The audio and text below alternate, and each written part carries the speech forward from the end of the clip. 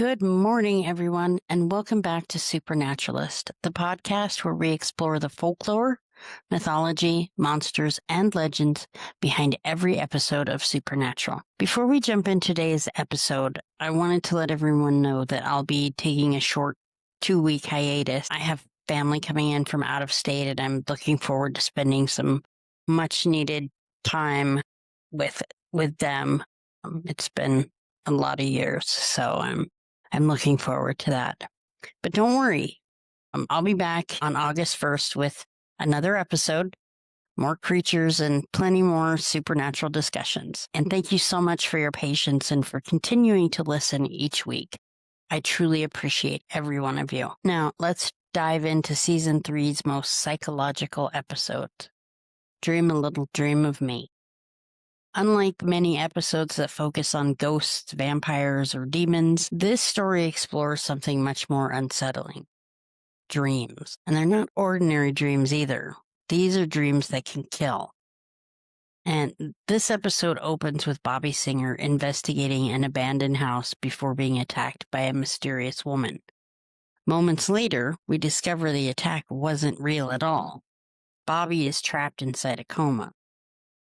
As Sam and Dean investigate this, they discover Bobby isn't the first victim.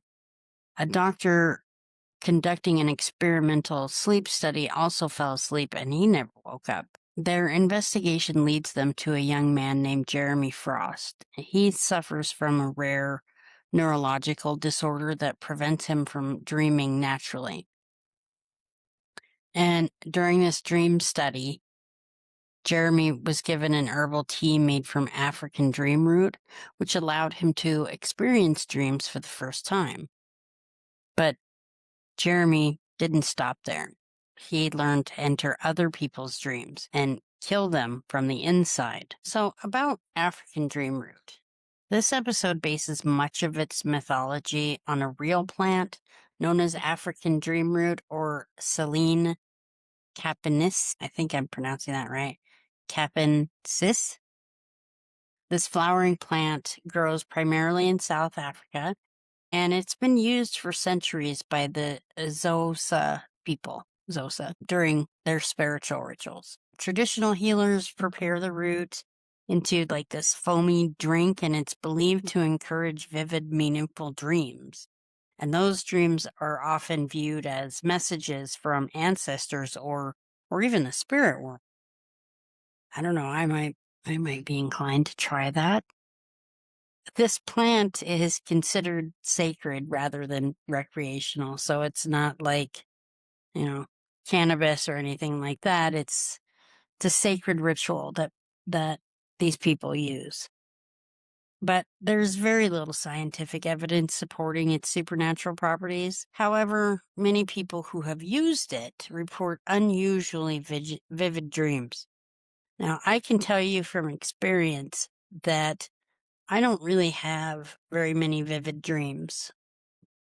I also have trouble sleeping, but if this is real, I don't know. I might try something that will help me dream, because I get a lot of my book ideas for dreams. So that might be something to look into, but after this episode, maybe not. Anyway, Supernatural takes that real world folklore and it asks this terrifying question: that what if dream root didn't just help you dream?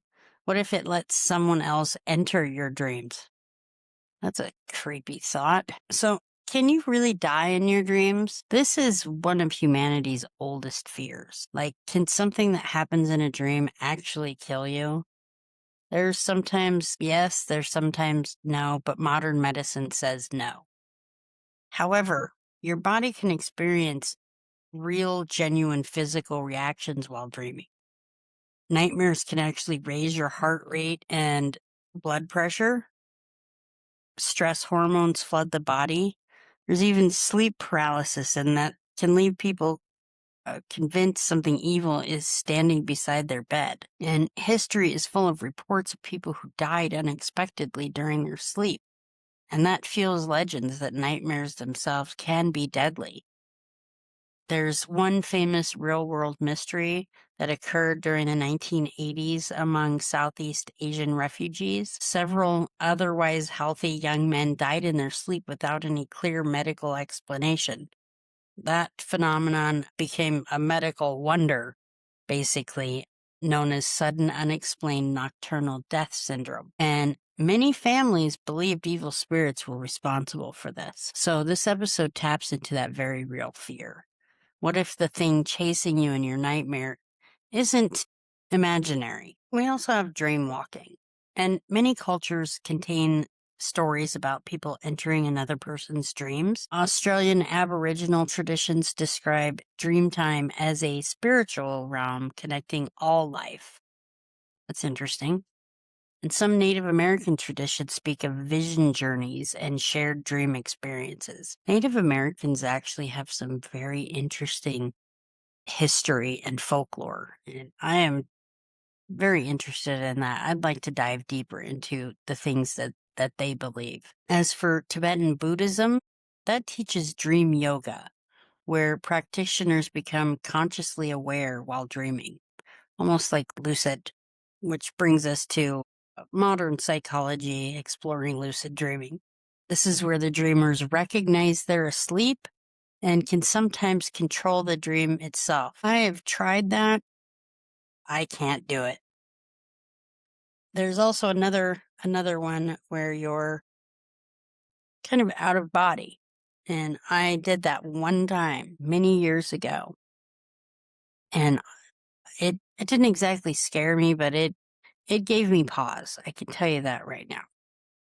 Anyway, back to the episode. In Dream a Little Dream of Me, Sam and Dean attempt exactly this, to control the dream itself. And they use Bobby's hair mixed into the dream root tea, which I understand tastes like garbage. They intentionally enter Bobby's subconscious when they do this. It's supernatural dream sharing with a hunter twist. Very supernatural. So in Bobby's nightmare, one of the most emotional moments of the episode kind of centers around Bobby's late wife. For a long time, fans wondered what actually happened to her, and this episode finally gives us that answer. She actually became possessed, and Bobby wasn't able to save her. He didn't know what he knows now, so he had to kill her. He didn't know that you could expel demons. He had no idea, so he had to kill her. His deepest guilt has remained trapped inside his subconscious about this ever since he did it. And the dream doesn't simply recreate her, it recreates Bobby's shame and his guilt. And only after Dean convinces Bobby to take control of his own dream can he finally make the nightmare disappear.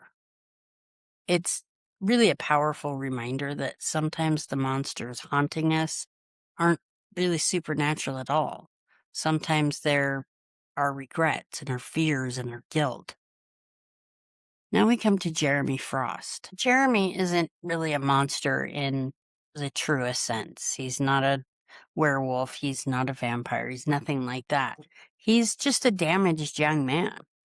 And when he was a child, his father was abusive and beat him so severely that he developed Charcot-Wilbrand syndrome.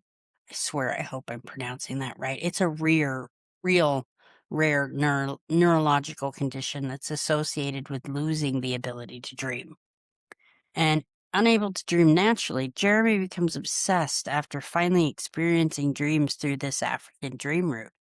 And eventually he learns to invade the dreams of other people, which helps him to grow stronger every time he does it. And his greatest weapon isn't physical strength, it's fear. He finds the fear and he makes it reality for the person that he is invading. Now we go on to Dean's darkest secret. The emotional centerpiece of the episode isn't Jeremy, to be perfectly honest. It's Dean Winchester confronting himself.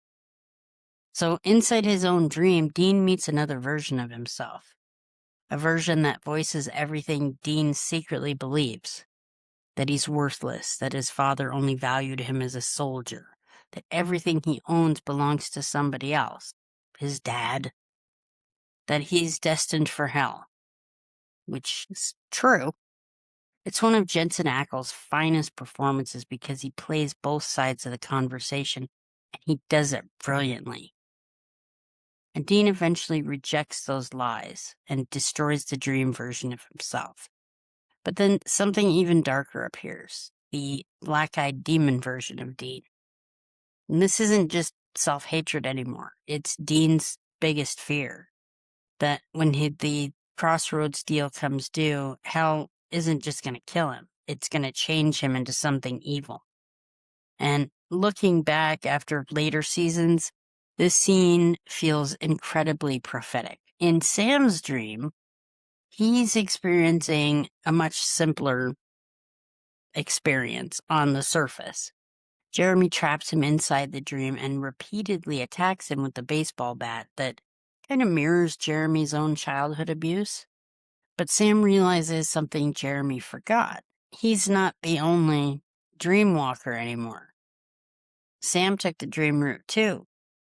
And using Jeremy's own trauma against him, Sam summons Jeremy's abusive father in the dream, creating just enough hesitation to defeat Jeremy once and for all. And reality and dreams collide in that one brutal fight. So now the cult is gone. Yes, Bella is back. Just when it seems everything is worked out, Bella strikes again. She claimed she was helping Bobby because he once saved her life. But Bobby reveals the truth that all he ever did was sell her an amulet at a discount price. While everyone is focused on dreams, Bella quietly steals the colt. Gotta love Bella. The Winchesters have now lost the single most valuable weapon they possess. It's a devastating twist that sets up the episodes ahead. Now for fun facts and behind-the-scenes info. Jensen had the unique challenge of acting opposite himself throughout Dean's dream confrontation, and much of the scene required careful camera work, some body doubles, and split-screen effects, and which made it one of the most technically demanding sequences of Season 3 itself. And the dream version of Dean has become one of the show's most discussed psychological moments, because it gives viewers a rare glimpse into Dean's private thoughts. Until this episode, most of his emotional pain stayed hidden behind humor and sarcasm. And Jeremy's condition, Charcot-Wilbrand syndrome, is actually a real neurological disorder. While the episode exaggerates its effects, which it often does with these things, the syndrome is genuinely associated with losing the ability to recall or experience visual dreams after brain injury. And the colorful, flower-filled landscape Sam walks through at Bobby's house was intentionally designed to contrast with Bobby's haunted house and Dean's dark motel hallway. Each dream reflects its dreamer's subconscious, giving every environment its own emotional tone. And the final image of Demon Dean snapping his fingers wasn't just meant to end the dream. It also echoes the Crossroads deal hanging over Dean's life, and it's reminding viewers that his time is actually running out.